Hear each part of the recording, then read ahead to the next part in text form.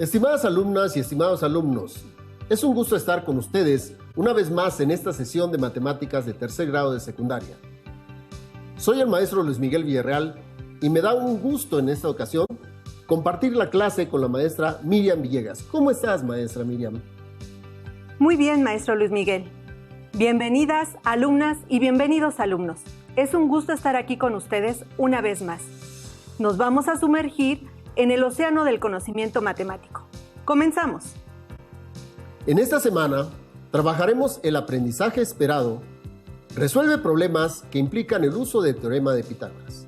Empezaremos analizando al triángulo rectángulo, sus características y problemas.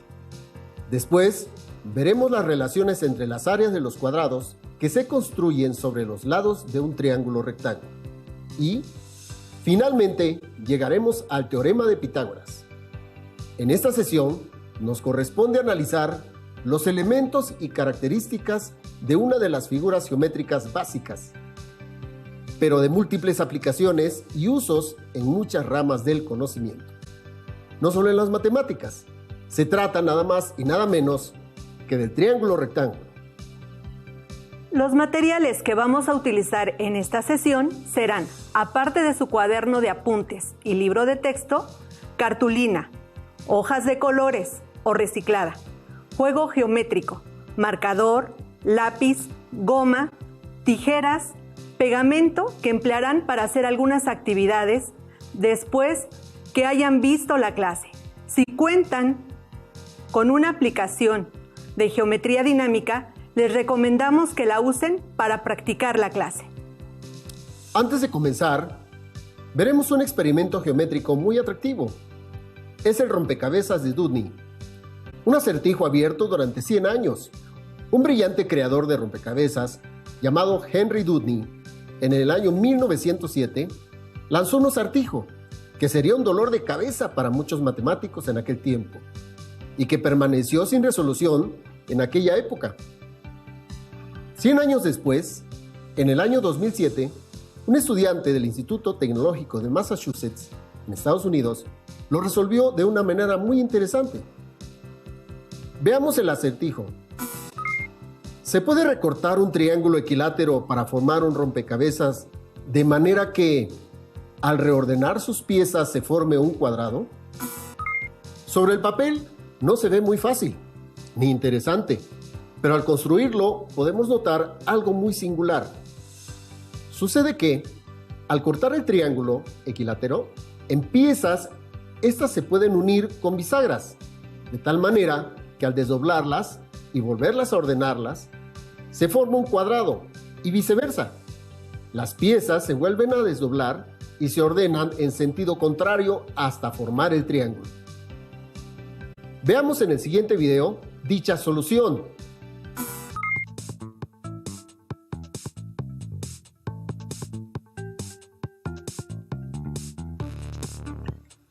Esta es la disección de Dewdney, en donde vamos a ver cómo un triángulo equilátero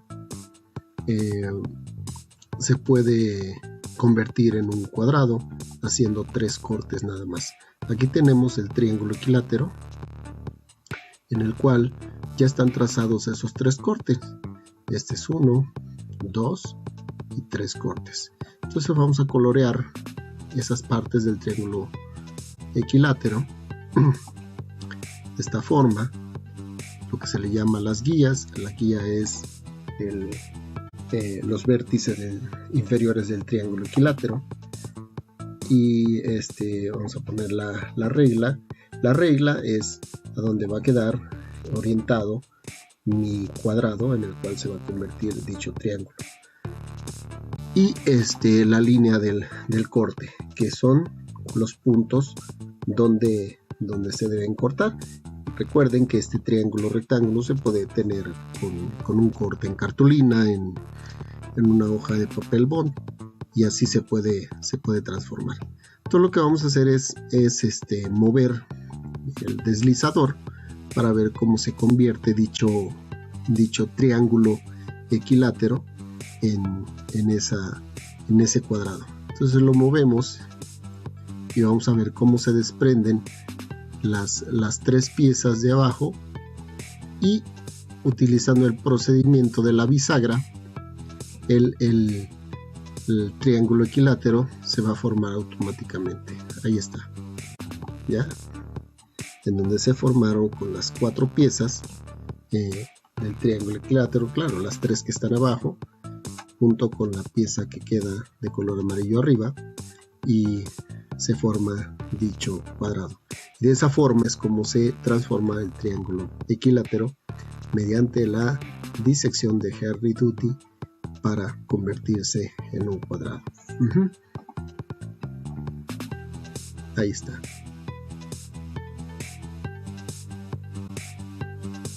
Ahí se regresa. Los puntos, o lo que se le llama bisagras, son los puntos rojos, ¿sí? Es decir, son puntos que al momento de trazarlos, son puntos que no se mueven, ¿sí? Y que forman parte primordial de la disección. ¿Ok? Muy bien.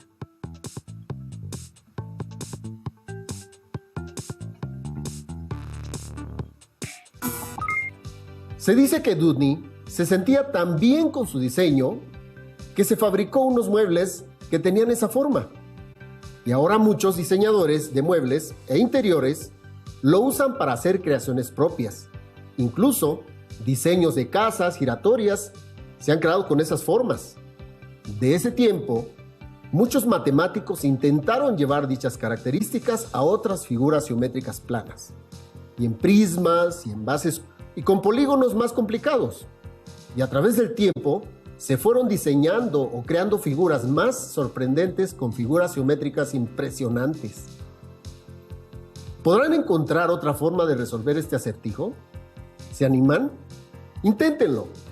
Si investigan en internet y otras fuentes, verán que así como esta demostración, hay muchísimas más, incluso más complicadas, disecciones de Doodney. ¿Y cómo se utilizan en la cotidianidad? Ahora, consideremos una de las figuras geométricas tal vez más simples, pero que tienen un gran significado y múltiples aplicaciones en nuestro entorno. Se trata del triángulo rectángulo. En sus cursos anteriores de matemáticas, estudiaron la clasificación de los triángulos con respecto a sus lados y también con respecto a sus ángulos. Recordemos cómo se clasifican los triángulos respecto a sus ángulos. Triángulos acutángulos son triángulos que tienen los tres ángulos agudos, es decir, miden menos de 90 grados. El triángulo que vemos en azul, aquí, tiene sus tres ángulos agudos. Los ángulos alfa, beta y gamma son menores de 90 grados, o sea, son agudos. Se denomina triángulo obtusángulo al triángulo que tiene un ángulo mayor de 90 grados, es decir, obtuso. Está representado en color verde, aquí. Ahora, en el tercer ejemplo, tenemos un triángulo en el que vemos un ángulo alfa igual a 90 grados, es decir, se trata de un ángulo recto. De ahí el nombre de este triángulo, es decir, triángulo rectángulo. En esa figura geométrica es la que estudiaremos. Ahora veremos una reseña histórica. En ella conoceremos cómo este triángulo rectángulo ha sido utilizado en diversas culturas. Maestra Miriam. Sí, claro, maestro Luis. Veamos. Hay registros en papiros desde mediados del siglo XVI, antes de nuestra era, sobre el uso de triángulos rectángulos. Los antiguos egipcios lo empleaban para fijar límites de las parcelas después de las inundaciones del río Nilo. Los egipcios observaron que uniendo con forma de triángulo una cuerda con 12 nudos separados a la misma longitud, se obtiene un ángulo recto y por lo tanto un triángulo rectángulo, obteniendo así el triángulo sagrado egipcio de proporciones 3, 4 y 5 nudos por lado. Los babilonios utilizaban el concepto del triángulo rectángulo más general, como lo muestra la tablilla YBC 7289, que data de aproximadamente de unos 2000 años antes de nuestra era, donde claramente se ve un triángulo rectángulo y la numeración propia. Los griegos tomaron elementos de los babilonios y egipcios, estructurando definiciones, axiomas y demostraciones hacia el siglo VI antes de nuestra era, con grandes aportaciones como el teorema de Tales o el teorema de Pitágoras. En la cultura china antigua también se encuentra el uso de triángulos rectángulos en los textos del Shoubi Xuanjing, libro que data de 1000 años antes de nuestra era, con una colección de problemas que implican el uso del triángulo rectángulo. En la cultura maya es posible observar la composición de los rectángulos áureos o de proporción áurea, empleando triángulos rectángulos, como en la lápida del sarcófago del rey Pacal, encontrado en el Templo de las Inscripciones en Palenque, Chiapas. Muy bien, qué interesante conocer cómo el triángulo rectángulo fue empleado en diversas culturas y ver cuáles fueron los usos que tuvo, así como su influencia en la historia. Muy bien, alumnas y alumnos, vamos a continuar con el análisis de nuestro triángulo rectángulo. Los elementos del triángulo rectángulo son los lados A y B, que se denominan catetos, cuyo término proviene del griego katetos, que significa que cae en perpendicular. El lado C, denominado hipotenusa, proviene del griego hipotenusa, formada por el prefijo hipo debajo de, del verbo teino, tuirar, y del ousa, participio femenino. Se puede traducir como firmemente sujeta o firmemente tensada. Los primeros geómetras griegos eran, como su nombre lo indica, medidores de la tierra, y para trazar se ayudaban de estacas y cuerdas. Entonces, para trazar un triángulo rectángulo, tensaban fuertemente una cuerda entre las estacas. Formaban los catetos, es decir, entre los vértices. Como lo vimos en la definición, el triángulo rectángulo tiene un ángulo recto, formado por los catetos, y dos ángulos agudos bajo la hipotenusa. Consulten alguna fuente, como su libro de texto, para reafirmar estos conceptos y así ustedes mismos puedan indagar el origen de esas palabras del triángulo que estamos analizando. Una recta notable de los triángulos es la altura. Las alturas de un triángulo son las rectas que pasan por uno de sus vértices y son perpendiculares al lado opuesto de dicho vértice o a su prolongación. Un triángulo tiene 3 alturas. El área del triángulo se calcula con la expresión área es igual a base por altura sobre 2, donde B es la base o lado horizontal. H es la medida de la altura que va del vértice al segmento opuesto. Y por definición es perpendicular a B.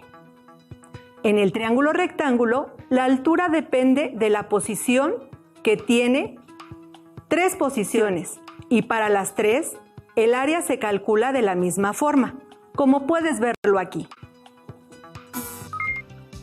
Los triángulos rectángulos pueden ser elementos que generan otras figuras geométricas o que representan algún estudio dentro de ellas.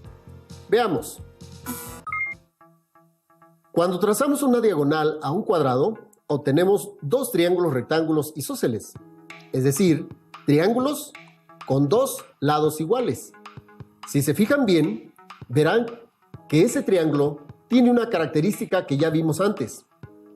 ¡Exacto! Son triángulos rectángulos congruentes. Cuando trazamos una diagonal a un rectángulo, obtenemos 2 triángulos rectángulos escalenos, que también se dan cuenta, son triángulos rectángulos congruentes. Ahora veremos un breve video de cómo se puede obtener los triángulos rectángulos escaleno e isósceles, utilizando para ello las figuras básicas del rombo y una circunferencia. Veamos. Muy bien. Vamos a obtener los triángulos rectángulos a partir de dos figuras geométricas básicas. En este caso, el rombo y la circunferencia. Lo primero que voy a hacer es trazar mi rombo en esos 4 puntos que ya tengo indicados. I, J, K, L, I. Ahora voy a trazar sus diagonales. JL y K. Voy a colocar un punto en la intersección de las dos diagonales y con eso tengo 4 triángulos rectángulos escalenos congruentes. Voy a marcar uno de ellos.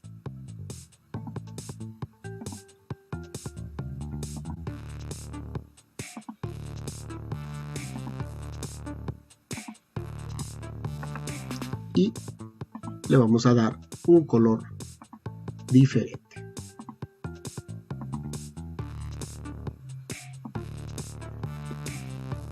Ahí tengo mi triángulo rectángulo escaleno, que es congruente con los otros 3 que están en ese rombo. Ahora vamos con la circunferencia. En la circunferencia voy a trazar dicha circunferencia de radio BC y su diámetro con un segmento que va desde A, pasando por B, hasta C. Voy a colocar un punto en F y voy a unir con segmentos AF y FC.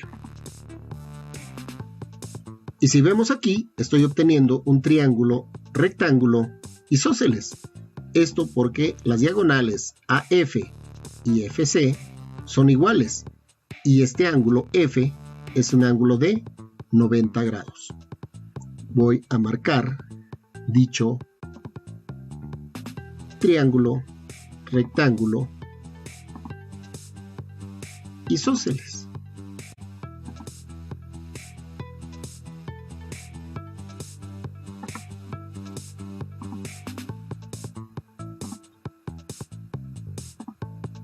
De esta manera, ahí tengo mi triángulo rectángulo isósceles en una circunferencia. Ahora, si yo tomo este punto F y lo desplazo a lo largo de la circunferencia, puedo ver perfectamente cómo se me van definiendo triángulos rectángulos en cada punto de dicha circunferencia. Y son triángulos rectángulos escalenos, porque si ustedes ven, es un triángulo totalmente diferente al primero que tracé aquí. Voy a dejar ese triángulo aquí donde está este punto D y voy a trazar otra vez mi triángulo rectángulo isósceles. De esta forma: A, F, C, A. Ahí tengo mi triángulo rectángulo isósceles, que es el segundo triángulo en mi circunferencia que puedo obtener. Listo. Así como en estas figuras geométricas, se obtuvieron triángulos rectángulos. También en los trapecios, romboides, polígonos regulares y muchas otras figuras geométricas planas, se pueden obtener triángulos rectángulos. Durante la presentación hice algunas afirmaciones como que los triángulos rectángulos que forman el rombo son congruentes. ¿Puedes decir por qué es así? Argumenta. También se dijo que el triángulo que se forma en la circunferencia es rectángulo. ¿Podrías dar argumentos para justificar esta afirmación? Te reto a que lo hagas. Veamos ahora otras características del triángulo rectángulo. Un análisis que involucra al triángulo rectángulo es usando el teorema de Tales. Cuando un triángulo rectángulo le trazamos una paralela a cualquier lado. Obtenemos otro triángulo rectángulo semejante o proporcional al original. Ese análisis ya se vio en clases anteriores, en este mismo curso, claro. Un análisis especial sobre la aplicación de un triángulo rectángulo es el teorema de Pitágoras, que se verá con más detalle en las siguientes sesiones. Más adelante, en este mismo curso, se verá una rama de las matemáticas llamada trigonometría, donde se analizan las relaciones de los ángulos y los lados del triángulo rectángulo. Así también, un análisis muy parecido a los dos teoremas anteriores es el teorema de Euclides, que verán en las siguientes clases, donde se estudiarán el teorema de la altura y el teorema de los catetos. Ahora nuestra siguiente pregunta. En la vida cotidiana, ¿dónde se pueden ver, dónde se utiliza y para qué sirve un triángulo rectángulo? La utilización de estos triángulos en nuestra vida cotidiana es muy común y nos resuelven problemas y situaciones. Aquí les muestro algunas de ellas. Como pueden ver, los triángulos pueden encontrarse en rampas de carga, escaleras peatonales, juegos infantiles, techos de accesos, edificios corporativos, casas ecológicas, monumentos históricos o arqueológicos, como las pirámides, desde las grandes construcciones como puentes hasta casas rurales. Otra de las grandes aplicaciones en donde se emplean triángulos rectángulos es la ingeniería, la triangulación en la medición y división de terrenos y parcelas en el campo y la ciudad, así como en el diseño, trazo y construcción de puentes, caminos y carreteras en vías de comunicación. La medición de grandes distancias entre poblaciones, ciudades, que se obtienen utilizando aparatos muy sofisticados, que utilizan la señal de satélite. En un aeropuerto, la torre de control ubica una aeronave en vuelo antes de llegar o despegar de la pista de aterrizaje. Se utilizan también procesos digitales cuyas bases de cálculo tienen al triángulo rectángulo.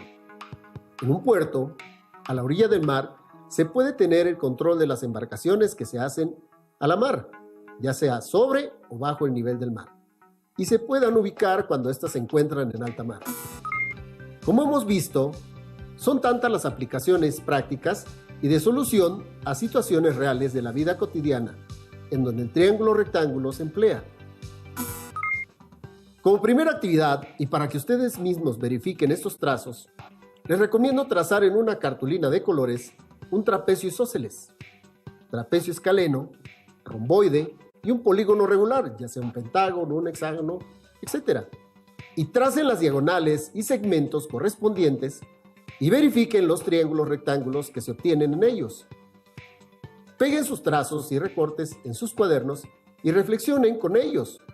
Contesten las siguientes preguntas, anotando en su cuaderno las mismas. ¿Cuántos triángulos rectángulos obtuvieron por figura? ¿Cuántos triángulos rectángulos isósceles y escalenos hay en total? ¿Los triángulos rectángulos de cada figura son congruentes o semejantes? ¿Cuáles? ¡Excelente! No tenemos la menor duda que harán esa actividad y reafirmarán sus conocimientos.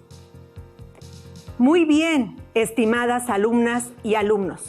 Ya casi terminamos. A continuación, vamos a una actividad que involucra al triángulo rectángulo y de donde se desprende nuestro reto final. Es importante que sigan bien las instrucciones para que ustedes mismos lleguen a las conclusiones. Nuestro ejercicio final se llama la paradoja del cuadrado perdido. Es importante que sigan bien las instrucciones. En una cartulina, tracen un rectángulo de 5 por 13 cuadritos. Pueden tomar cada cuadrito de 2 centímetros por lado, así como se muestra. Hecha esta cuadrícula, escriban en cada vértice del rectángulo las letras A, B, C, D, así como se muestra. Después escriban los puntos desde la E, G, H, I, J, K. Deben colocar bien los puntos tomando como referencia los cuadritos del rectángulo. Verifiquen dónde se colocan las letras. Recorten el triángulo BEDC del rectángulo y no tiren el triángulo resultante. Obtenemos el área del triángulo inicial BDC, que es área igual 5 por 13, entre 2, igual a 32.5 cuadritos. Una vez puestos los puntos, recorten los dos triángulos rectángulos. El triángulo DEF de 2 por 5 cuadritos y el triángulo EBG de 3 por 8 cuadritos. El rectángulo EFCG de 3 por 5 cuadritos que se divide en dos piezas. Identifíquenlas bien. La pieza EFKJIH de 7 cuadritos de área y la pieza HIJKCG de 8 cuadritos de área. Intercambien los triángulos de lugar así como las piezas del rectángulo, de tal manera que ahora quede un rectángulo de 2 por 8 y los triángulos cambian su posición, tal y como se muestra.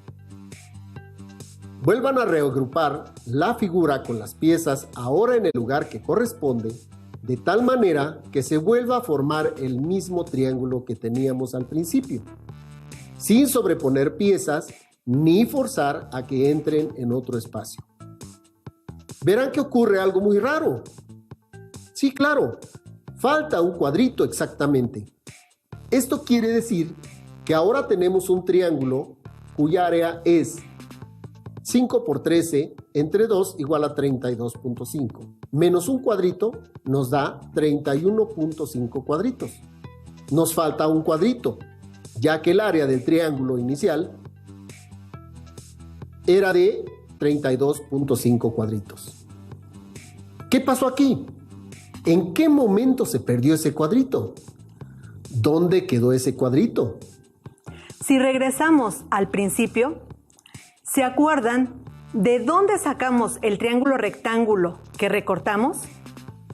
Aquí estará el cuadrito que falta. ¿Qué importancia tendrá el otro triángulo ABD en este misterioso caso? Vamos a retomar el rectángulo original ABCD.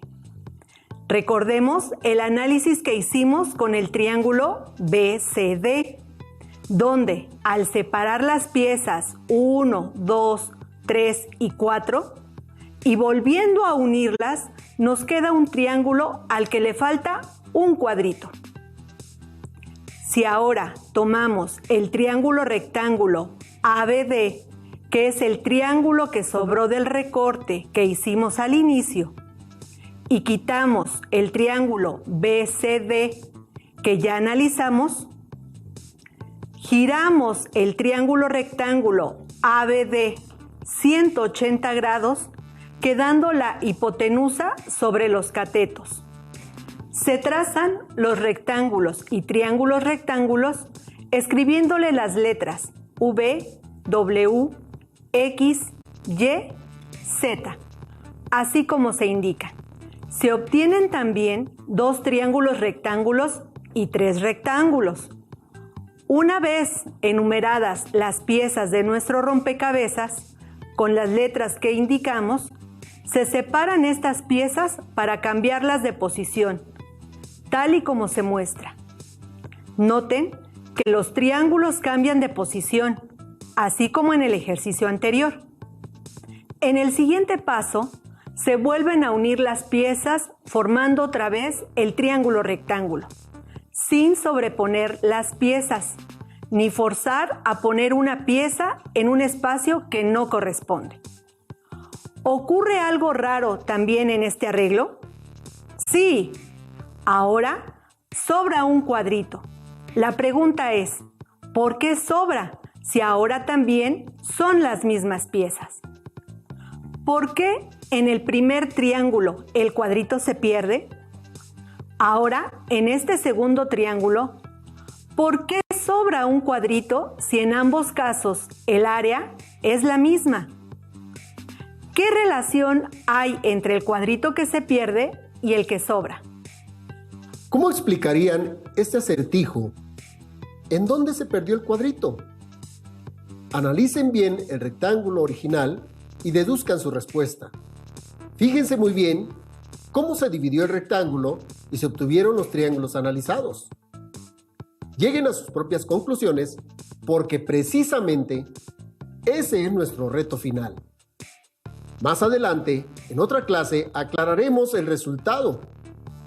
Anota tus conclusiones en tu cuaderno. Si hiciste los recortes, pégalos. Reflexionen y encuentren la respuesta al misterioso cuadrito perdido. Muy bien, estimadas alumnas y estimados alumnos. Hoy en nuestro tema aprendimos uno de los triángulos más apasionantes que se pueden analizar desde muchos puntos de vista. En la siguiente sesión aprenderán más sobre el triángulo rectángulo. Les invitamos a que busquen en su libro de texto todo lo relacionado con este tema y a que resuelvan los ejercicios que ahí se proponen para que así puedan enriquecer su conocimiento. ¡Listo! Por el momento terminamos.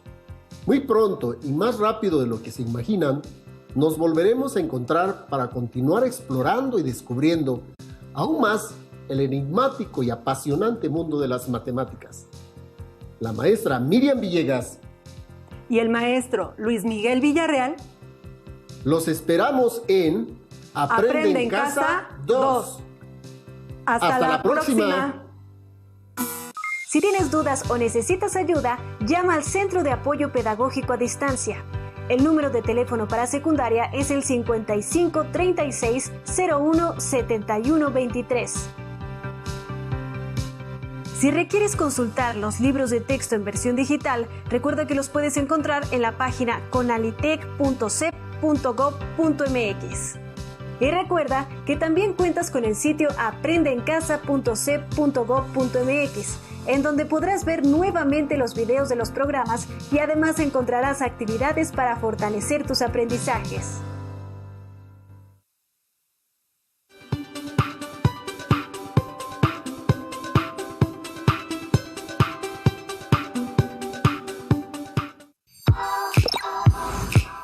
Secundaria, tercer grado. Historia. Inmigración española, asiática y africana.